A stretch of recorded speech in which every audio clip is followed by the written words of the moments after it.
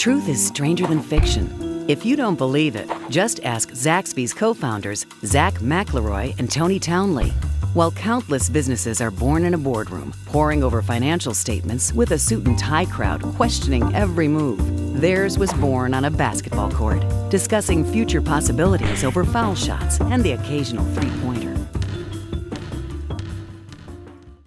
I asked Tony if he wanted to go into the restaurant business, and he said yes. We agreed he would keep the books because he was a finance major, and I would oversee operations and brand development. In the early 90s when we started, the most popular appetizer in the casual dining industry was chicken fingers, and that's why I thought it was a great idea to create a concept focused on chicken fingers alone. Throughout high school and college, I gained my restaurant experience, but I knew from these experiences the restaurant business was my calling.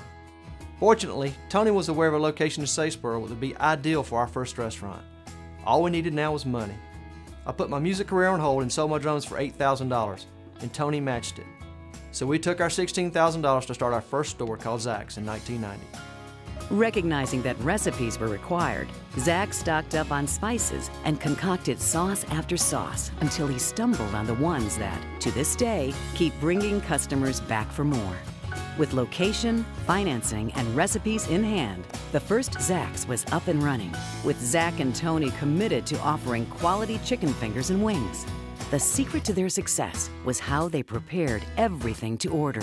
This often led them to apologizing to the guest because the wait time would be 10 to 15 minutes. But the wait would be worth it, they often said. In the early days, Tony and I renovated the stores together, but I purchased all the antiques and other memorabilia to go in the store. We did minor construction together, repaired equipment, and mixed all the sauces. I even had to work in the store as a cook, a cashier, a dishwasher, a trainer, and a manager. There was nothing that we didn't do. I joke with Zach about how we did whatever it took to get a store up and running. I was living and working in Valdosta training the first licensees when Zach and Tony and we decided to partner up and open the first company store in Greenville, South Carolina. We were converting this huge 3-story building that looked like a fraternity house with columns into a Zaxbys. To say there's nothing we didn't do in those early days is an understatement. Zach, his dad, and cousin all slept on the floor and showered in the mop sink instead of getting a hotel in order to save money.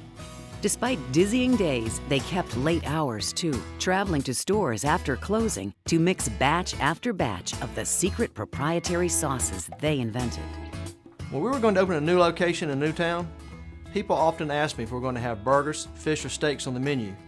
And they looked at me really funny and wished me luck when I said no, just chicken on our menu.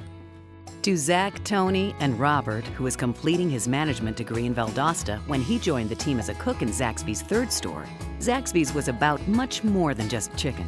True, they believed food quality was critical to success. The team had no intention of skimping on product, but they also had a mission in mind. I realized that people make the difference.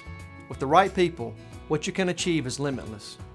We've never wavered in our thinking that success is based on creating encore experiences, not just for our guests, but for the individuals who work at corporate and in the stores. It wasn't long before friends, peers, and customers knew the Zaxby's team had created a recipe for success. They began asking how they could get involved.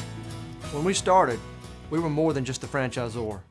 We became 50-50 partners with our licensees. We wanted them to understand our commitment to their success. Our business philosophy was to have licensees who were committed by being owner-operators, and for them to devote themselves to working in the stores and focusing on building their business and this brand.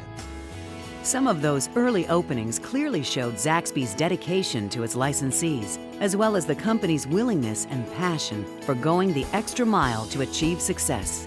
When Todd and Jeff Faulkner opened their first location in Winder back in '98, they began hitting unprecedented sales, and it was too much for a new staff to handle. Many of them quit. I immediately started calling the company stores to send us any available body that they could spare. Despite the fact that our young son was only 3 months old, I called my wife to help out as a cashier. She brought the baby with her. He sat by my side in his carrier while I cooked fingers, and my wife cashiered. It was clear to all of us involved that there are simply times when you have to do whatever it takes.